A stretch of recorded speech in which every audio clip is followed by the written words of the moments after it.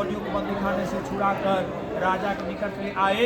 अभिनय युक्त वचन बोले, हे महाराज, हम इन दोनों बलियों को बंधन से छुड़ा कर ले आए हैं, अब आपकी क्रिया आ गया है। उन दोनों ने महाराज चंद्रकेतु को नमस्कार करते हुए राजा साधु को दामाद ने कुछ नहीं कहा। वन्य को पुत्र को देखकर राजा आदर से बोला, भागवंश तुमको बड़ा दुख मिला, अब आप भय न करना। इस प्रकार राजा ने देखो पापा क्या करे, देखो छठ कर्म कराया, फिर वस्त्र और आभूषण देकर कन्या को असंतुष्ट किया। पहले जितना धन लिया था उसका दुगना धन देकर कहा, ये अब आप अपने घर जाएं। दोनों बनियों ने राजा को नमस्कार कर कहा कि आपकी कृपा से घर जाते हैं। बोले विष्णु भगवान की जय, वृंदावन बिहारी लाल की, जगन्नाथ स्वामी की।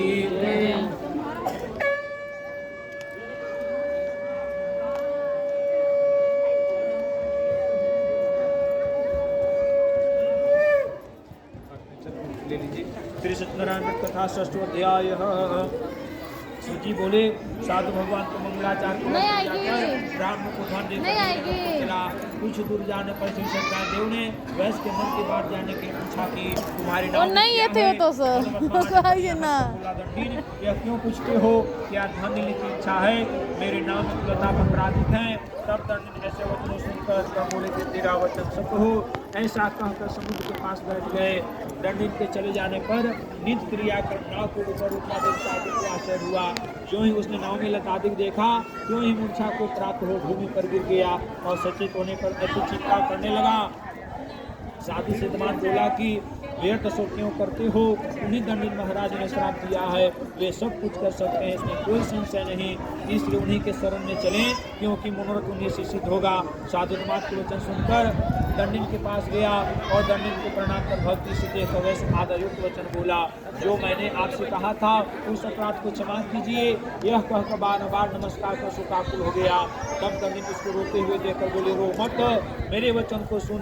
तू मेरी पूजा से सदा मुँह फेरे रहता है और मेरे इच्छा से बुद्धे तुझे बार दुख मिला। भगवान का यह वचन सुनकर साधु स्तुति करने लगा। साधु बोला कि स्वामी, आपकी माया से मोहित ब्रह्मादि देवता भी आपके बड़े अद्भुत गुण और रूप को नहीं जानते, तब आपकी माया से मोहित मैं मूर्खता को कैसे जान सकता हूँ?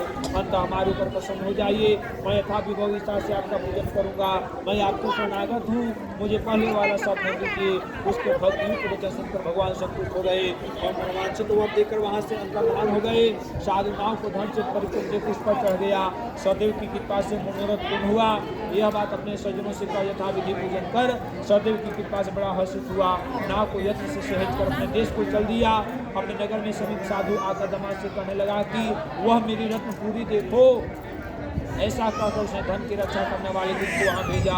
वह दूत नगर में जाकर साधु की धर्म पत्नी को देख प्रणाम कर बोला कि ग्राम के निकट दामाद सहित साहूकार बहुत से इष्ट मित्र और धन के साथ आ गए हैं।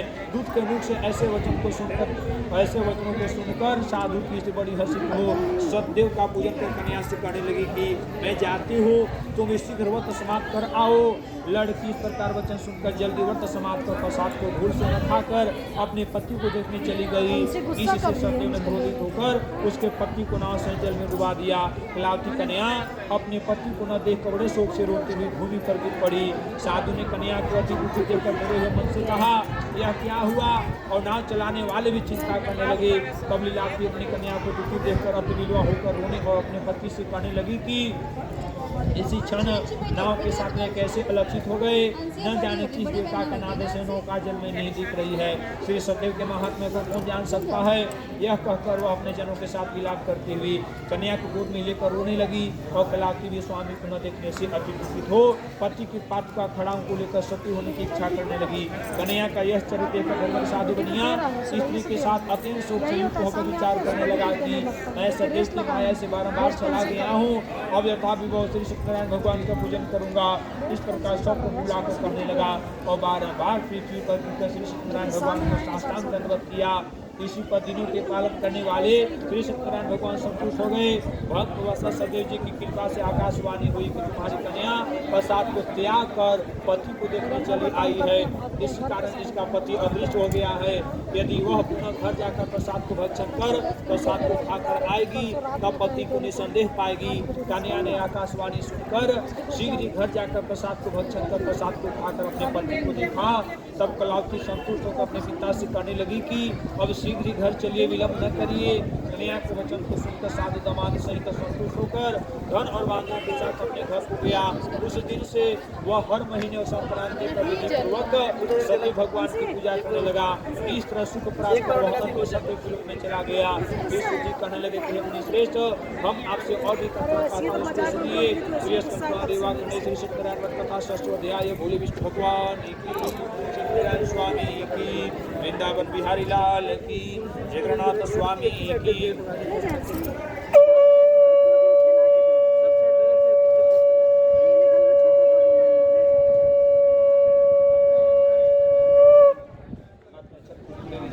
श्री सत्यनारायण कथा 7वां अध्याय। सूची बोले, प्रजापाल में तब एक उद्योजक नामक राजा था जिसने सदैव के प्रसाद को त्यागने से पाया। एक दिन उसने वन में जाकर मृग आदि अनेक पशुओं को मारा और पीछे आकर वट वृक्ष के नीचे श्री सत्य भगवान का पूजन देखा, जिसको गोप लोग बंधु बांधव युक्त संपूर्ण चित्त से करते थे। अहंकार से राजा वहां न गया, न सत्य को प्रणाम ही किया। जब गोप राजा को प्रसाद देने लगे तो राजा ने प्रसाद को नहीं लिया।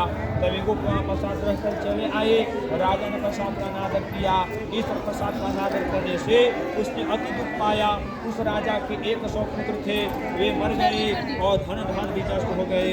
तब राजा ने अपने मन में विचार किया कि सत्य भगवान ने ही धन नष्ट कर दिया है, इसलिए मैं वहीं जाऊं जहाँ सत्य भगवान का पूजन होता था। यह विचार वहाँ आकर अहिरों के साथ भक्ति श्रद्धा युक्त होकर विधि से उसने सत्य भगवान की पूजा किया। तब सदैव के प्रसाद से धन पुत्राधिक हुआ और इस लोक में सुख पाकर अन्य सतलोक को चला गया। जो प्राणी अति दुर्लभ सदैव के वर्त को करता है और भक्ति युक्त होकर पवित्र फल देने वाली कथा को सुनता है, उसको सदैव के प्रसाद से धन आदि प्राप्त होते हैं। दरिद्र धन पाए, कैदी छूट जाए, डरा हुआ पुरुष से छूटे, इसमें कोई संशय नहीं है। इस व्रत के करने से प्राणी सदा सुख पाकर अपने सतलोक लोक में जाता है। सूत जी कहते हैं, हे विप्रो, मैंने श्री सत्यनारायण भगवान के व्रत को आप लोगों से कहा, जिसके करने से मनुष्य सब लोगों से छूट जाता है। विशेषकर सदैव की पूजा कर देने वाली है। उन्हीं को कोई काल, कोई सत्य, कोई परमेश्वर, कोई सत्यनारायण, कोई सदैव कहेंगे। शत्रु के विष्णु सनातन कलयुग में अनेक रूप धारण कर सबको वांछित फल देने वाले होंगे। हे मुनि श्रेष्ठ, जो प्राणी इसको कहता या सुनता है उसके संपूर्ण पाप सदैव के प्रसाद से नष्ट हो जाते हैं, इसमें कुछ भी संशय नहीं है। श्री स्कंदकांड वाक्य श्री सत्यनारायण कथा 7वां अध्याय। बोले विष्णु भगवान की, सत्यनारायण स्वामी की, वृंदावन बिहारी लाल की, जगन्नाथ स्वामी की। सभी आदमी अक्षत को श्रीमन नारायण नारायण नारायण, श्रीमन नारायण नारायण नारायण, लक्ष्मी नारायण नारायण नारायण, लक्ष्मी नारायण नारायण नारायण। बोली लक्ष्मी नारायण भगवान की, वृंदावन बिहारी लाल की, विष्णु भगवान की।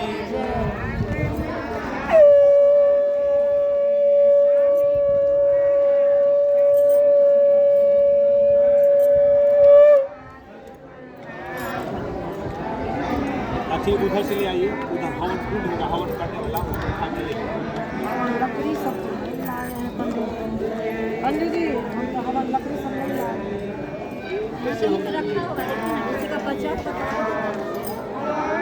सुनिए, जो चलिया रखा है चैली, उसको उठा ले आइए, छोटा छोटा करके उसको जला दीजिएगा और उससे गाय की कथा सुने तो हवन करना दीजिए। क्या कर रहे हो? इसको टाइट करो थोड़ा। हाँ टाइट करो, ढीला कर रहा है, टाइट करो।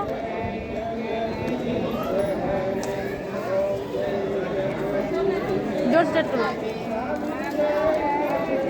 छोड़ो छोड़ दो।